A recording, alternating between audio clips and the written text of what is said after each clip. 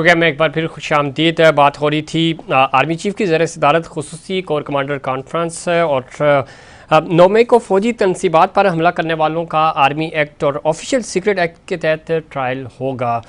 शुरा ने मादरे वतन के दिफा में शहीद होने वालों को खराज तहसीन पेश किया। फोरम का जमहूरी अमल मजबूत बनाने के लिए कौमी इत्तफाक़ राय की ज़रूरत पर भी जोर दिया। प्रोपेगेंडा का मकसद मसल्लह अफवाज और अवाम के दरमियान जो फ़ौज के रैंक और फाइल में दरार पैदा करना था और इस प्रोपेगेंडे को फ़ौज का जो रिस्पांस था, तहम्मुल था, जिस बुर्दबारी से उन्होंने इसका मुजाहरा किया, उस वजह से ये सारा प्रोपेगेंडा जो था वो बेनकाब हो गया और जो चाहते जाने अनजाने में इस प्रोपेगेंडा का हिस्सा बन रहे थे, उनके इस प्रोपेगेंडे को बुरी तरह फ्लॉप कर दिया। दूसरी तरफ ख़ास तौर पे इस कॉन्फ्रेंस में कहा गया कि दुश्मन क़ुव्वतों के ऐसे मज़मूम प्रोपेगेंडे को पाकिस्तानी अवाम की हिमायत से शिकस्त दी जाएगी और पाकिस्तानी अवाम हर मुश्किल में हमेशा मसल्लह अफवाज के साथ खड़े हैं और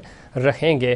फ़ौजी तनसीबात की तोड़ फोड़ पर मुश्तमिल मरबूत मनसूबे के तहत इदारे को बदनाम करने की कोशिश भी की गई और साथ ही साथ ये भी बताया गया कि मनसूबा इदारे को रद्द-ए-अमल देने और उकसाने के लिए इंजाम दिया गया था और जो सरकारी और निजी मिलाक के ख़िलाफ़ सियासी मुहर्रिक और इकसाने के वाक़यात की जो सख्त मज़म्मत भी की गई। साथ ही साथ जो इस पूरे अमल को हौसला अफजाई कर रहे थे, जो सहूलतकार थे, उनकी शिनाख्त भी कर ली गई है और उनके ख़िलाफ़ भी एक्शन लिया जाएगा। इस पर बात करेंगे। हमें ज्वाइन किया है जनाब हुसैन थेबो साहब ने, सीनियर एंकर पर्सन हैं, सीनियर तजियाकार हैं। थेबो साहब खुशामदीद कहते हैं आपको प्रोग्राम में। शुक्रिया थेबो साहब किस तरह देखते हैं, एक तो गैर मामूली कोर कमांडर कॉन्फ्रेंस और उसके अंदर जो 9 मई का सानिया है, ज़ाहिर पाकिस्तान की तारीख़ में एक सियाह तरीन दिन के तौर पे देखा जा रहा है और ज़ाहिर कोई भी इसकी हिमायत नहीं कर सकता और पाक फ़ौज के साथ खड़े हैं। आज ज़रा इसके ऊपर ब्रीफिंग दी गई और बताया गया कि जो लोग भी इसमें इन्वॉल्व थे, सहूलतकार थे या उकसा रहे थे, मोटिवेट कर रहे थे लोगों को इस अमल के लिए, उसके ऊपर एक्शन लिया जाएगा और आर्मी एक्ट और ऑफिशियल सीक्रेट एक्ट के तहत ट्रायल होगा।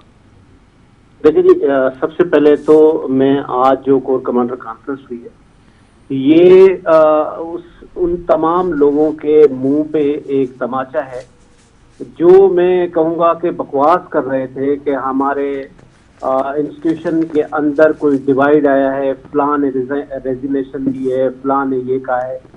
हम उस वक्त भी कह रहे थे, मैं उनको नादान तो नहीं कहता हूँ, मैं कहता हूँ ये क्रिमिनल हैं, ये जो भी ऐसी बात फैला रहे थे वो मुल्क दुश्मन है और उनके खिलाफ आर्टिकल 6 के तहत जो है वो केसेस होने चाहिए और जितने सख्त से सख्त सजा होनी चाहिए वो उनको देनी चाहिए। जो उस वक्त भी ये बात कर रहे थे कि फलां ने रेजिग्नेशन दे दी, ये डिवाइड हुआ, हम उस वक्त भी उनको समझा रहे थे कि ये इंडिविजुअल मैटर नहीं करता। हमारा जो पाक आर्मी का इंस्टीट्यूशन है वो एक इंस्टीट्यूशन है, वहाँ पे महमूद आ जाए, अयाज आ जाए, सलमान आ जाए, ये इससे कोई फर्क नहीं पड़ता। कोई अगर रेजिग्नेशन भी देगा तो उससे कोई फर्क नहीं, क्योंकि उस इंस्टीट्यूशन के लोगों को पता है कि रेजिग्नेशन देना इज इम्पॉसिबल, उससे कोई फायदा नहीं होता है। तो हम समझा रहे थे और दूसरी बात हम ये भी बता रहे थे कि भाई ये पाकिस्तान की आर्मी जो है ये दुनिया की बेहतरीन तरीन अफवाज में इनका शमूल होता है। They knows के हाउ टू डील, उनका किसी पॉलिटिकल पार्टी से या किसी लीडरशिप से कोई लेना देना नहीं होता है। उनकी जो जॉब होती है वो अपने क्राइटेरिया, अपने पैरामीटर, अपनी जेडी के हिसाब से कर रहे होते हैं।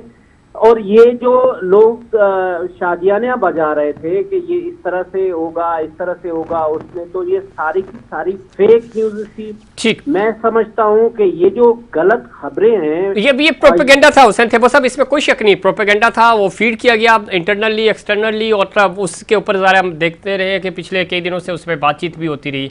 लेकिन इस सारे अमल में ज़रा ये सारी चीज़ें आज डिफ्यूज़ हो गई और अब यही अमल जो है पाकिस्तान आर्मी को बेहतरीन आर्मी बनाता है। यहाँ एक नज़्म व ज़ब्त है। आपने देखा कि जैसे आज ब्रीफिंग में भी बताया गया कि किस तरह पाक फ़ौज को उकसाने की कोशिश की गई, उनको इस तरह का माहौल क्रिएट करने की कोशिश की गई कि किसी तरह का रद्द अमल आए, लेकिन नहीं, रद्द अमल नहीं दिया गया। और आज ये सारी चीज़ें आपके सामने हैं। अब वो लोग जो इसमें इन्वॉल्व थे, अब ज़ाहिर है उनकी जो लीडरशिप है वो उनकी ऑनरशिप नहीं ले रही, और अब जो बच्चे इसमें इन्वॉल्व हुए, जो इस प्रोपेगेंडे का हिस्सा बने, जो इस 5th जनरेशन वार का हिस्सा बने हुसैन थेबो साहब, आज उनके लिए मुश्किलात पैदा हो रही हैं। क्या पैगाम देंगे और क्या मैसेज देना चाहेंगे कि वो यूथ हमारी जो इस सारे अमल का हिस्सा बन जाती है और बाद में उनको पछतावा होता है, आज ज़ाहिर केसेस वो फेस कर रहे हैं। अब इसके खिलाफ कार्रवाई होगी, उसका उनके जो मुकदमात बन रहे हैं उनका सामना इनको करना पड़ेगा। लीडरशिप तो कहीं नज़र नहीं आ रही। देखिए जी, बात ये है ना कि सबसे पहले तो मैं समझता हूँ कि इनकी लीडरशिप के खिलाफ सख्त एक्शन करना चाहिए। दूसरी बात, जो बच्चे हैं ना वो बच्चे नहीं है, मतलब अभी इस एक पे जो भी शामिल थे जी, उनको किसी ने प्रोवोक किया, या लीडरशिप पहले उनके साथ थी या पीछे हट गई या नहीं थी।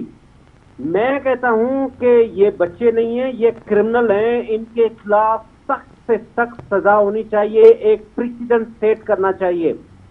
जितने भी लोग आपके सीसीटीवी सिस्टम के तहत आइडेंटिफिकेशन हो रही है उनकी गिरफ्तारियां होनी चाहिए। और ये पंजाब में बड़े पैमाने पे हमारी इतला, हमारे सोर्सेज का कहना यह है कि अप्रोक्सीमेट 4000 के करीब जो है वो गिरफ्तारियां हुई हैं। मैं कहता हूं जितने भी लोग इसमें इन्वॉल्व थे उन सब को आइडेंटिफाई किया जाए और उनको सख्त से सख्त सजा दी जाए।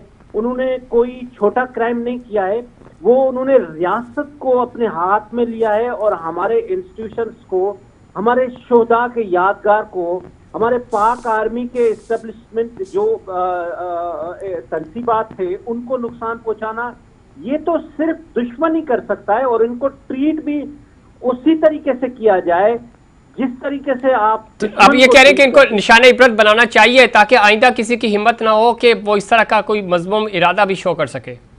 जी बिल्कुल, ये एक प्रेसिडेंट सेट करना चाहिए कि आज के बाद हमारी रियासत को इस तरह का नुकसान पहुंचाने की दूर बात है, मेरी आंख से देखने की।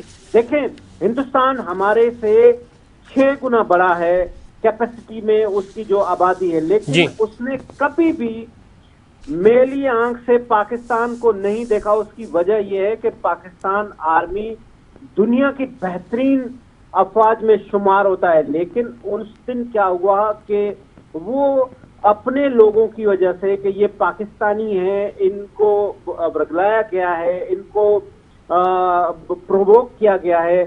जो पीटीआई की लीडरशिप है, सबसे जो मुझे दुख की बात हुई और जिसपे इमरान खान को शर्म आनी चाहिए वो ये थी कि जब उसको कोर्ट में वो रिलीज हुआ, वो बैठे हुए थे, तो उन्होंने कहा कि अगर आप मुझे आजाद करते हैं तो ठीक है, वरना मैं अपने लोगों को कहूंगा कि वो ये दोबारा करें। इसका मतलब है कि आपने पहले भी कहा था कि ये करें, जब आप दोबारा ये धमकी दे रहे हैं कि ये करें, कि इसका मतलब ये है कि ये आपने करवाया है।